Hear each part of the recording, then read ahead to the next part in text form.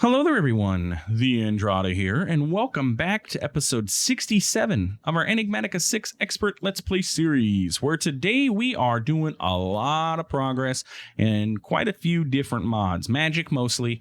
We're getting rituals for occultism set up. We're getting crystals. It's just all kinds of stuff. Just watch the episode, all right? Let's go. Welcome back, my friends, to another wonderful day here in the world of TheAndrata, where I intentionally started recording this episode during the daytime so that we didn't have to take a nap, okay? You know, the meme is ending today. I doubt it. It'll actually probably keep going. But yes, it is daytime. We are doing our thing, and we're doing great. I don't know if I ever mentioned this, but I added chorus flower here for something. What did I add that for? A bee, obviously, but I don't remember what bee needed this. One of my bees needed a chorus flower. Is it the, let's see. Apparently, though, nothing's been going on with this bee because I don't have any stuff. You guys are in the wrong spot. You know what happened is probably the iron bee down here ran out of processing to do, and whatever that bee was came into here. Yes. The clockwork bee? No. I don't know what bee. I'm going to have to go figure out what bee it was that I added because, I did add some bee, but I don't know what bee. BBB. We will be back to this in the future. Anyway, today we are going to continue working on our occultism. We kind of sort of left off with a hole in the ground. Man, my axe is so powerful sometimes I don't realize when I accidentally misterraform things. Anyway, so what we need to do is continue on with occultism. Now, in between episodes, I've done a little bit of crafting work for us. And by a little bit, I mean like quite a bit, I guess. Not terrible, just some minor crafts that we've seen before or that are fairly simple to do. That way we can, we can progress fairly decently quickly here and get things going. So I have dubbed this my project backpack for the moment because it is where everything is stored. And if we go ahead and take a look inside of here, bam, we're going to see a bunch of stuff. Okay. First off, we have our Nebu hammer, which is great. You know that this can actually go into here. That's my tool backpack. We have Geb's Might. This is a artifact that I got from our God Forging. Look at the damage on this boy. 22 base damage. We have 17.6 base damage on this, and that is with sharpness on it. And it's really like not that slow. Like, you know, like bam, bam, bam, bam. So I'm going to go ahead and say we are probably going to switch over to this, migrate all my enchants from this over to this. And yeah, this also has the ability to do this mighty slam attack, which stuns foes on a full charge. So if I attack something, it'll also stun them, which is kind of cool. And 22 damage. That's a ridiculous amount of damage. Yeah, so we're probably going to move this over, even though, you know, this does have, you know, attack speed and attack damage bonuses here. It's still not much faster or overall better than this. Like, I don't think. Let me know in the comments what you think. Is our Geb's Might going to be stronger than our lethal blood-seeking Enderium sword? I think so, but we'll figure it out as we go. Anyway, so we have a couple things that we need to talk about because I've done a little bit of in between episodes, some maintenance, some crafting and stuff, and we need to get a few things. So first off, over here, these are our Nature's Aura recipes that we have going on. I went ahead and got all the stuff that we need for an ancient sapling. Flew around in Atum to find ourselves a oasis, got ourselves our palm saplings. We had all of the rest of this in our system already. And then we have our gold powder and our serene blossoms, which I did go buy. And then I planted one so that we could have some extra saplings. So I think I have like 3 extra saplings in our base. Then over here, we have the recipe for our canopy diminisher. And I want to go ahead and probably set this up fairly soon so we can get this going for our oak trees over there. So that way we start replenishing aura in this area. So everything here was fairly simple. It's all stuff that we've seen before. Nothing too crazy. Living wood we had, sunstone, sylph shards I have in the bank. Infused sun metal is just up there. So yeah, everything there is fairly simple. Not anything too complicated. So let's go ahead and get this guy taken care of.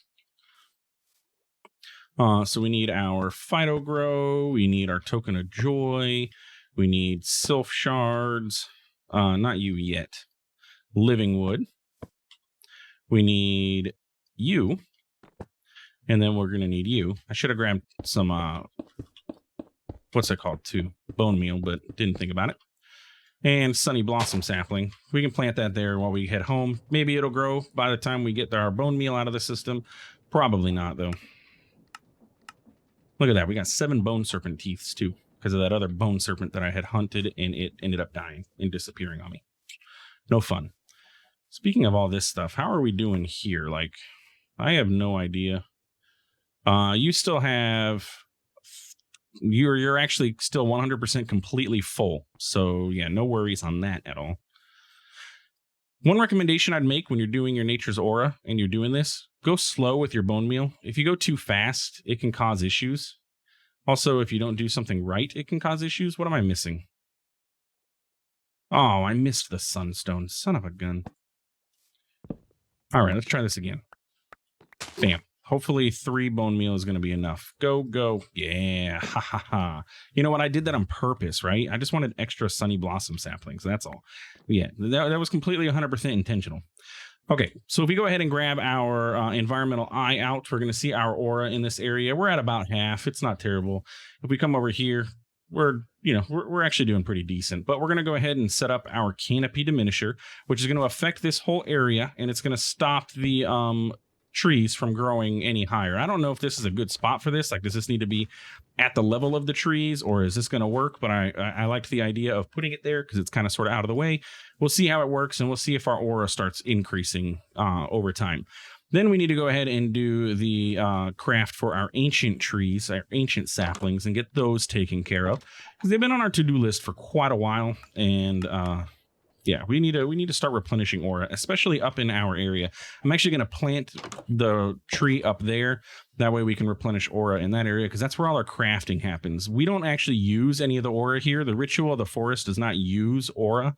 It just does its thing. So we can go ahead and do all of these.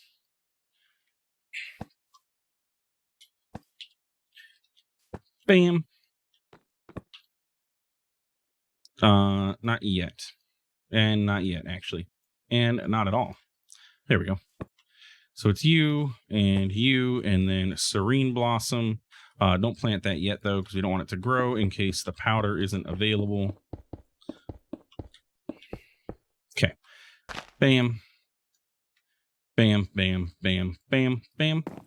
Do your thing. And there we go, ancient saplings. And I'm going to actually save one of these ancient saplings.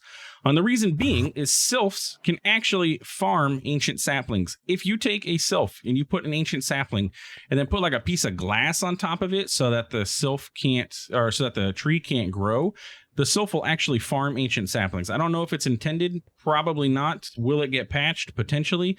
But for now, we're going to abuse it because I said so. Where do I want to put this? I guess I could replace my R's tree. We can always plant this back again. But we're going to go ahead and put the ancient sapling here. There we go. It's about the same size, right? Just doesn't look the right color.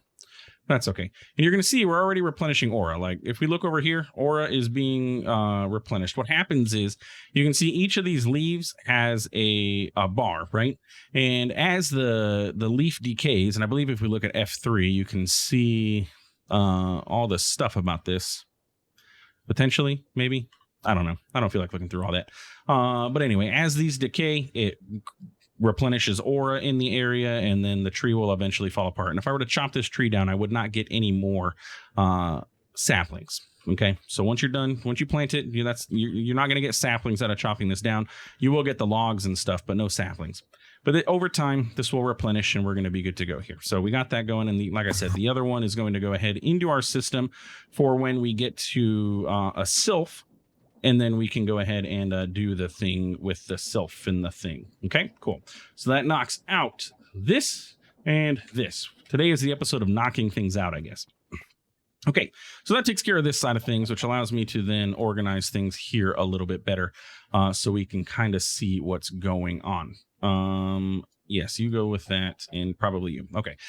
So let's talk about a few things that we have going on here. Down here, I have all the stuff that we talked about last episode for us to be able to go ahead and make our sentient harm. So we have Esvius's spectral compulsion. We have all the stuff except for our blood gem and our petty tartaric gem. But as I was going through, I realized that this is not made in the alchemy table. This is actually made in the Hellfire Forge. So we have that on our to-do list now too. And in order to make that, we have to do all of this stuff. This is an enchanting apparatus recipe with a cooking pot, which is a conduit, a otherstone pedestal, which is just some otherstone, fairly cheap to make. Reinforced slates are easy. It's just blood inside of our blank slate. Add it over. Bam. And then pewter inlays we've already done. And then stable wormholes. And stable wormholes is a Esvius's spectral compulsion of all of this stuff. So you can see I have that stuff available to me right here. And then this guy will go here and we can do our recipe. So I ended up deciding I was going to make 2 total of these things. That way I can have an extra stable wormhole because we're going to use this to access our system eventually. And I don't know how it works. So I want to have one to work with because we're using one to craft, right? So if I take a look at this, the only thing that was slightly complicated was this wormhole frame. Not hard. It just requires Nibu drops, bottled darkness, and then an otherstone frame, which is just otherstone. And as you know, we have an otherstone trader in our trading hall over there, so getting access to that is fairly simple.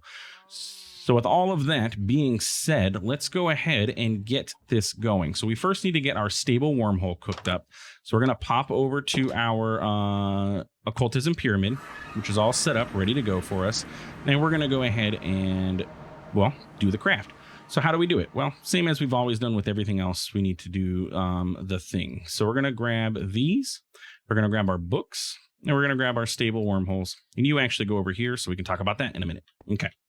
And I need my book of binding. So if you remember, our foliate books, all we have to do is bind it with our book. And that will actually bind a demon to our book for us.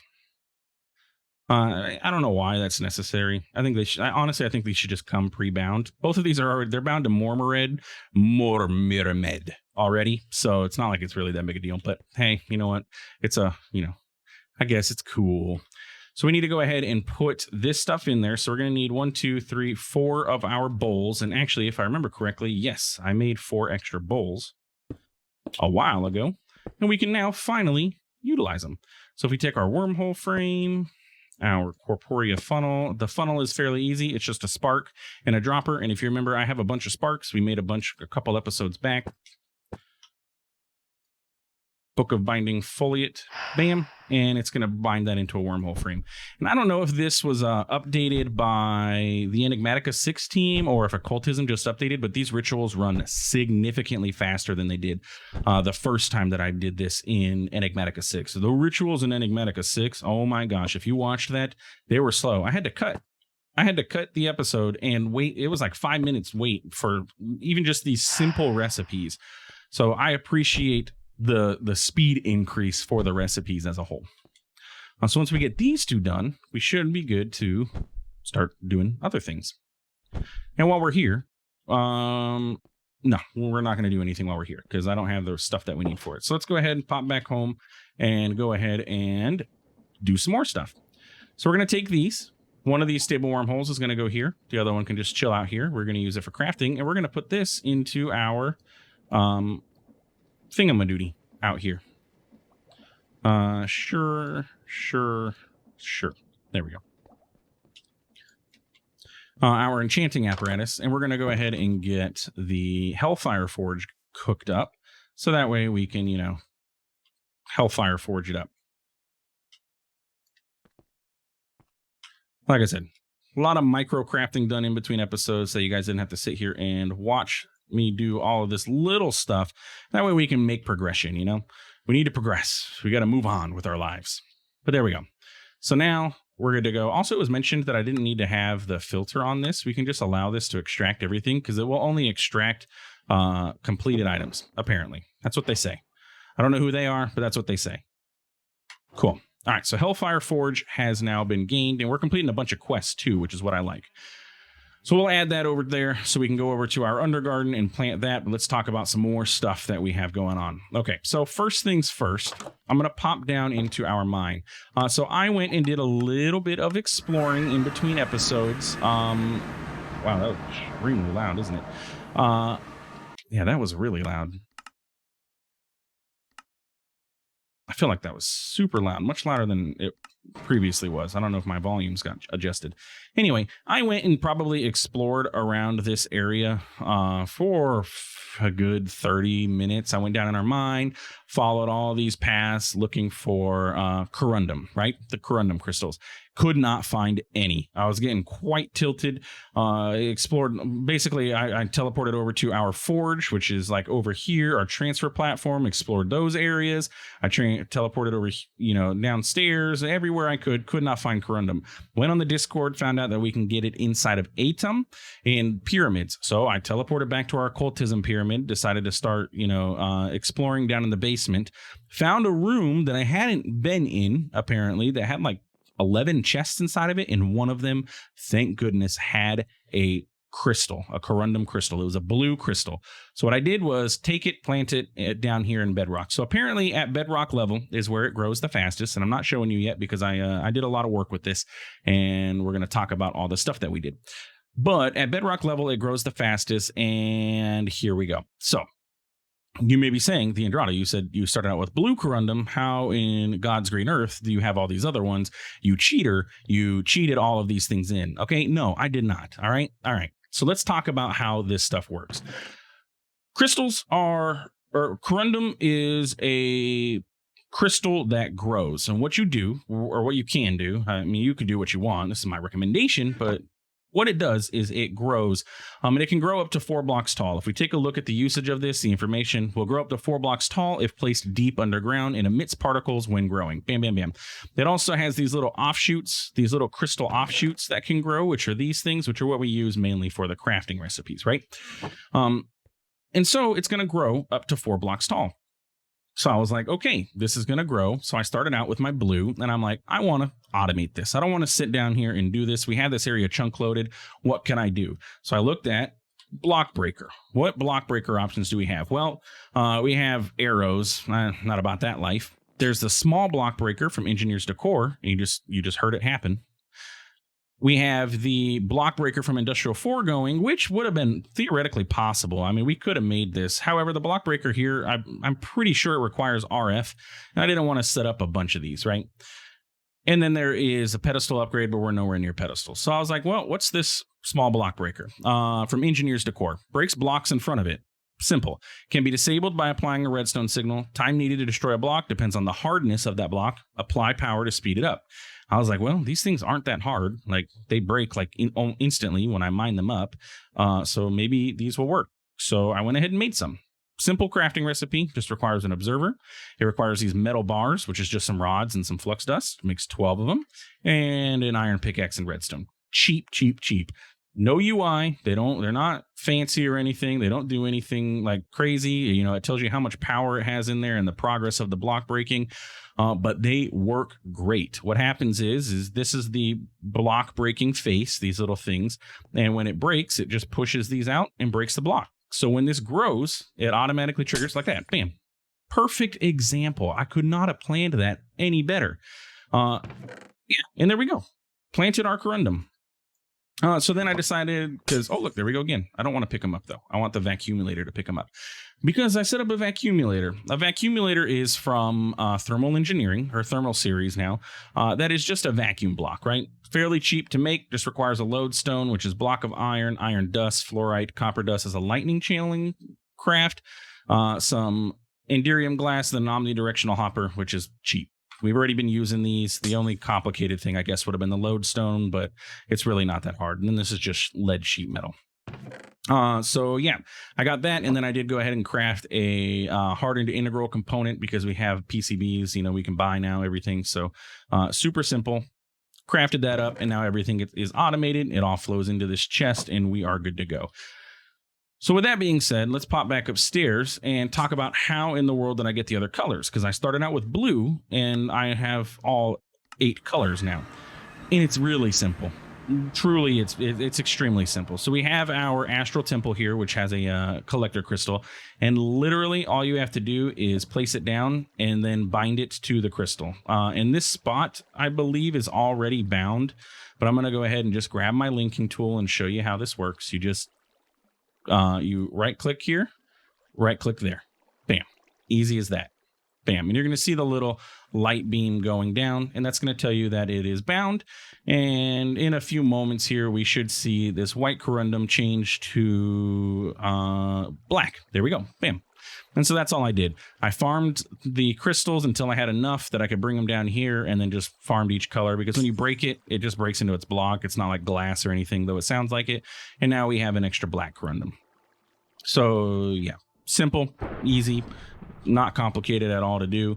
And we're good to go. Oh, by the way, I want to point out that I got found an apotheosis boss when I was out there, killed him, and we got another unbreaking helmet. I don't need the helmet, but I want to do is, I was just thinking, I want to strip the unbreaking off of this, but you can't, can you? I can strip the mythicness off of this, which is all this stuff, but I can't strip the unbreaking. Depressing. I wanted to put that onto Geb's might, but I can't. It's okay. All right, so that is corundum crystals. So that's where we got the corundum crystals that we're going to need here for our crystal glass, or I mean our corundum, our thing that we're going to talk about here.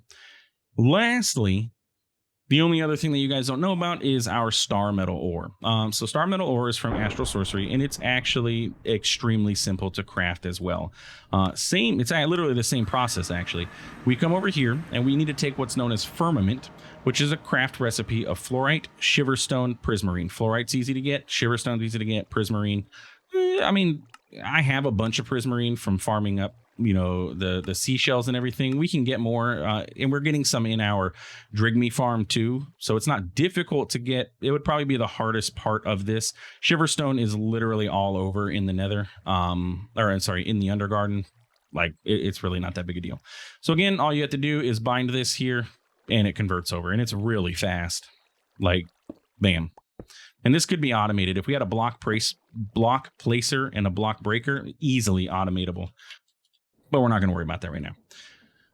So that's that. So then we need to convert this over to stardust, star metal dust. And I think our best way to do so is going to be in our pulverizer. If I looked at my recipes, if you're going to get guaranteed 2 and potentially boostable with 3 if we put some flint in there.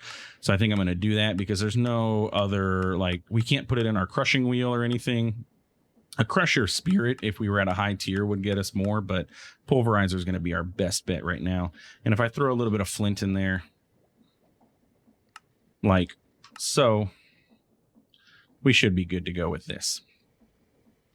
And then I need to get my star metal that I have in here out, and we'll talk about, well, what the heck do you need star metal for, TheAndrata? You're doing a lot this episode. You're making a lot of changes. I don't like it. Well, tough luck. All right, it's the way things are gonna work. Anyway, did we get lucky? We didn't get lucky. This backpack. Okay, so finally, the last thing that we need to talk about is this stuff here. Okay, so we went ahead and made our stable wormhole. We went ahead and made our Hellfire Forge. And remember, our ultimate goal here, we want to make our dimensional storage actuator, right? This is what I'm working towards making. And I need to get this part done, but we'll get to that in a bit. I'll craft these things in between episodes. Most of it, everything's easy except for, well, actually all of it's easy. Anyway, so I want a storage actuator. And in order to do so, I need dimensional crystal matrices. And I'm like, okay, I got the corundum, found that. I got crystal glass. Crystal glass is made easily with white corundum. It is one of the only recipes that requires a specific color corundum and ghostly glass. And you can induction smelt this, bam, bam, bam, and you get 2 out of it per, or you can do it this way and you'll get 4. Mathing this out, this requires 4 of these to get 4. This requires 4 of these to get 8. So 4 would turn into 8 with the extra sand. So this is the better way. This is the way that I went. So anyway, I got crystal glass, so we're good to go there. And I'm like, all right, sweet. We're pretty good. Let's get this going. And then I looked up and I'm like, oh, wait a minute. This requires Striger's higher binding in order to do. We don't have this ritual set up yet. So I'm like, great. What is Striger's higher binding going to cost us? Is it going to be within our crafting capabilities? And I come in here and I look at Striger's and I'm like, son of a gun, it requires purple chalk. We have yellow chalk. We have white chalk. We have no purple chalk. What are we going to do? Well, the only thing we can do is make purple chalk, right? Like that's what we got to do. And so I was like, okay, well, what's the recipe for purple chalk? This stuff. This is purple chalk. The only complicated part about all this is going to be this. We have the crystal shards. I just need to go figure out where in the heck in the end we're going to get the Hydrolux petals. And I actually honestly meant to do this in between episodes. Completely forgot that this is part of the crafting process. So yeah, that's my bad. But we'll get to it. I'll look for that in between episodes because we're about wrapping up here. So we're going to get everything up to the point where we can do this craft. And then I'll go find this stuff because this is easy. Impure white chalk. I just have to get this burnt other stone, otherworld ashes, plant oil. Caulks of End is enchanted ash, ender dust in a cooking pot. That's super simple. It's literally just that part that's going to be the complication. And this requires a tier 3 altar too. I'm going to have to get tier 3 altar going. That should be fairly easy though. Tier 3 altar is not going to be too difficult, except it's going to require a mana tablet. Oh my.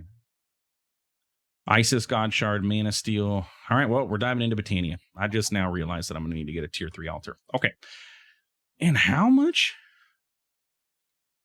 50,000. Jeez Louise. Runes of capacity rune.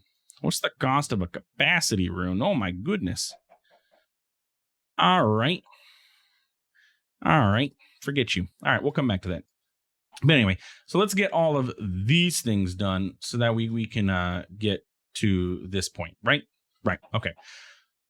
So what do we need to do? Well, we need to go ahead and get our stuff set up so we can make our petty tartaric gem. We need to go ahead and get this blood gem going so that way we can get our spell for ours so we can start farming sentient will because we're going to need that anyway. And yeah, that's basically where we're at, and that's where we're going to wrap up our episode by finishing off our project from last episode and starting about 400,000 other projects along the way, right? That's the way expert packs are. So let's go ahead and go on up here. I need to go ahead and stab myself because I know I put this slate back in there, but I am out of stuff again. If I put you in here, yeah, you guys are going to start pulling out. So let's just take this out. Also, aren't you supposed to only hold one? Didn't I set you up to be restricted? Oh, you know why? I put that on the wrong side. You're supposed to be, yeah, one. Okay. So all I got to do is, oh, and I didn't set those up either. Let's go. We'll go back home. The recipes that I needed for some of these other things only required like minimal blood. So I just stabbed myself a few times and I forgot to set all this stuff back up. So.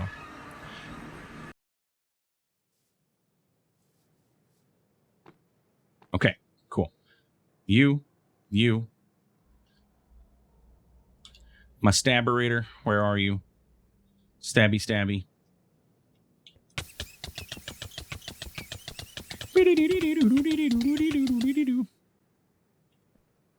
Do it again. All right. Should be full now. More than enough of what we need for this. Okay, so we need to set our Hellfire Forge down. And that can go, I guess it can go on this side. That way we have, you know, our two different tools over there. And then we need to do a little bit of crafting up of stuff here. So let's grab my gold backpack. And let's see, what am I working on right now? My blood gem. I need to go ahead and get that cooked up. So you can do that. And then that's really it. I need to do the petty tartaric gem. Thank you. So the petty tartaric gem is going to be a fairly simple craft of just this stuff. And I went ahead and grabbed enough to make 2 of these because we are going to be using one for crafting, and then we're going to need one to actually store all our stuff in. So let's do this, and this.